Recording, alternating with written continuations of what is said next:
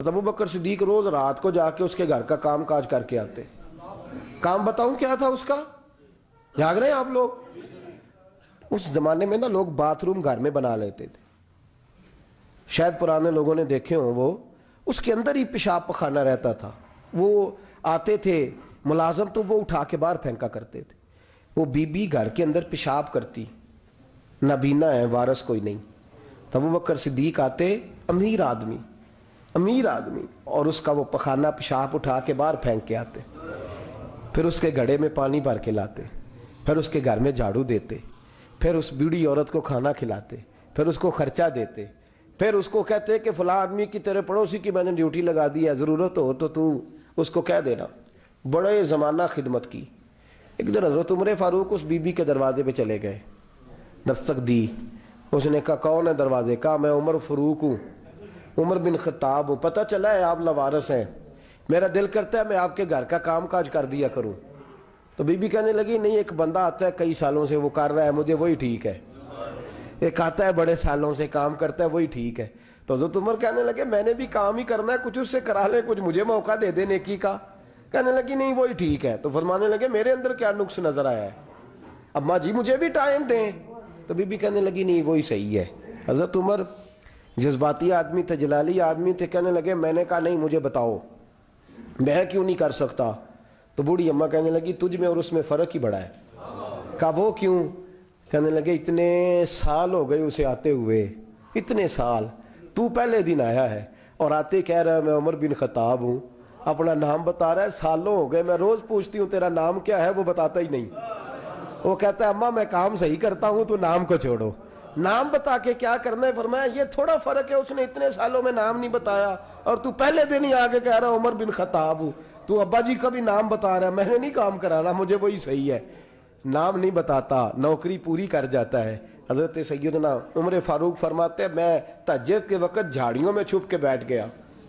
कहते मस्जिद नबी से वो शख्स निकला, चेहरे पे नकाब, पैरों से नंगा, और मैंने उस शख्स को खरामा खरामा उस बूढ़ी औरत के घर के करीब जाते देखा। तो पीछे से जाके मैंने कहा ओ मुसाफिर चेहरा तो दिखा। तो कहते हैं चेहरा उठाया तो अबू बकर सिद्दीक थे, सिद्दीक अकबर थे। हज़रत उमर फारूक फरमाते हैं मैंने कहा तू जूती को उतार के आता है? तो कहने लगे जूती से जब चलता हूँ तो पैरों में आवाज़ पैदा होती है, जूते की वजह से। पड़ोसियों को तकलीफ देने का मकसद तो कोई नहीं ना। और फरमाया जब जूतों से आवाज़ पैदा होगी तो गली मोहल्ले वाले पूछेंगे अबू बकर किधर जा रहा है, तो मैं नेकी किसी को बताना नहीं चाहता। तो फरमाया अबू बकर कब से आ रहे हो? फरमाया छोड़ उमर, बस दुआ कर रब मेरा आना कबूल फरमा ले। तो दुआ कर सरकार की बारगाह में हाजिरी सही लग जाए, छोड़ मैं कब से आ रहा हूँ, किस वक्त से आ रहा हूँ, इस मसले को छोड़।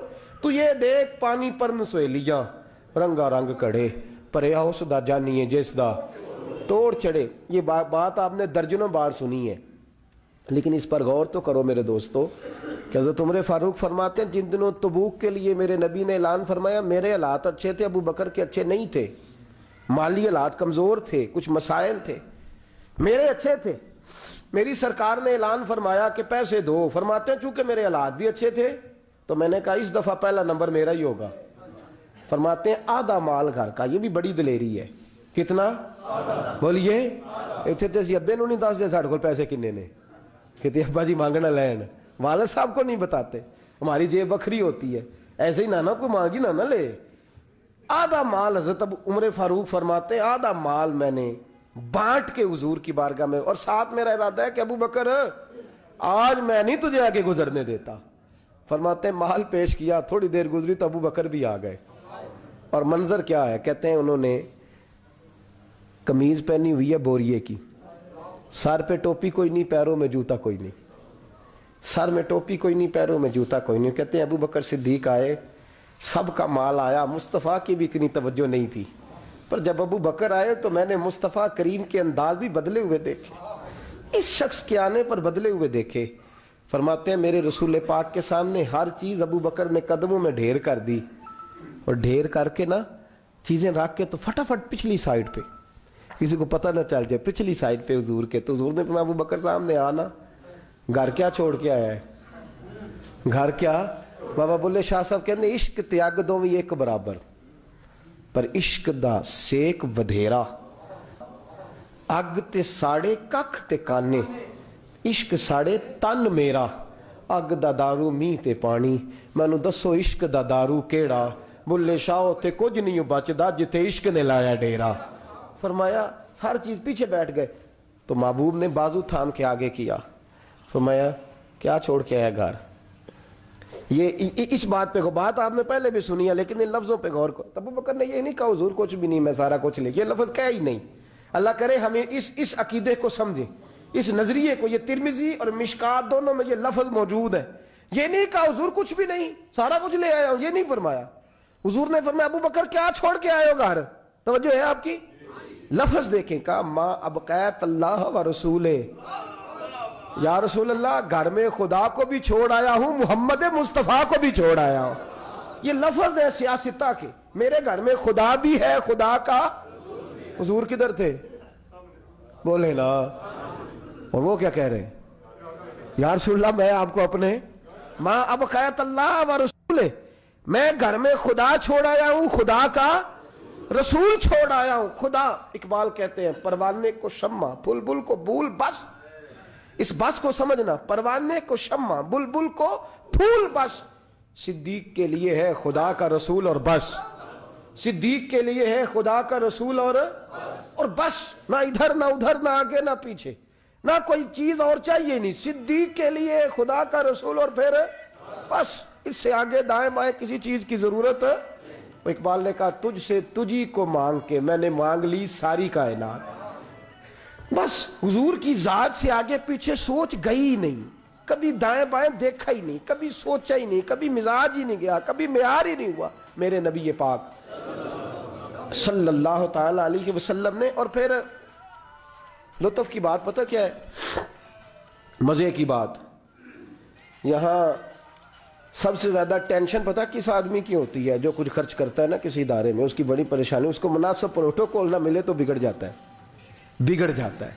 इसलिए मेरे जैसे मौलवी हजरात चौधरी साहिबान के नाम जरा बड़े बना सवार के लेते हैं, वो कई दफ़ा जगह ना मिले मस्जिद में फिर भी बिगड़ जाते हैं, कहते सानू था ही नहीं लभी थोड़ी मसीत। ये बड़ा मुश्किल होता है मरहला, ये प्रोटोकॉल बड़ी मुसीबत है, बड़ा मुश्किल मरहला है, सबसे मुश्किल ये वाला मरहला है। हजरत अबू बकर सिद्दीक, खर्चा सबसे ज्यादा, नौकरी सबसे ज्यादा, ताबेदारी, प्यार, फर्माबरदारी, बैठना सबसे पीछे है, पीछे होके दाएं बाएं, बताना नहीं, जिक्र नहीं करना। ये जो मोहब्बत के अंदर होती है ना, ये रकाबत नहीं होती, ये असल में मोहब्बत की दौड़ होती है। ये हजरत उमर कह रहे हैं ना, मैंने कहा तू आगे गुजर के तो दिखा, ये मोहब्बत की। भाई एक महबूब के ज्यादा मुहिब हो तो उनके अंदर उसको दावत नहीं कहते, समझिएगा बात, ये भी मोहब्बत की। फस्ताबिकुल खैरात, अल्लाह खुद कहता है आगे बढ़ो एक दूसरे से। हजरत सैयदना उमर फारूक फरमाते हैं सारी जिंदगी मैंने ये कोशिश की कि अबू बकर से आगे गुजर जाऊं, लेकिन मैं उसने गुजरने नहीं दिया। उसका अंदाज ही बड़ा अनोखा है, इसलिए कि सिद्दीक के लिए है खुदा का रसूल और बस, आगे पीछे जो जाए ना। एक दिन फजर की नमाज पढ़ी मस्जिद में, मिशकात की हदीस है, तो उमर फारूक फरमाते हैं फजर की नमाज पढ़ के ना, तो नबी पाक सल्लल्लाहु अलैहि वसल्लम ने फरमाया रोजा किसने रखा है भैया आज? और फरमाते मेरा रात को इरादा था रख लूं, ये बुजुर्ग ने पूछा तो मेरे दिल में ख्याल है रख ही लेता तो बेहतर था, नंबर तो लग जाता ना। फरमाते हैं हुजूर ने फरमाया किसने रखा है रोजा? कोई ना बोला, तो सरकार ने फरमाया जो सिर्फ इसलिए चुप है ना कि दूसरों को पता ना चल जाए, वो मैं कह रहा हूं उनसे बोले। हजरत सिद्दीक अकबर ने हाथ खड़ा किया, अर्ज की सोने तेरी मौज है ना, चुप रहने का हुक्म भी तू ही देता है और बताने का हुक्म भी, हुजूर रखा हुआ है रोजा। हजरत तो सैयदना उमर फारूक कहते हैं मैंने बड़ा घूर के देखा, मैंने कहा लंघन नहीं देंदा भाई, अगे हद हो गई है।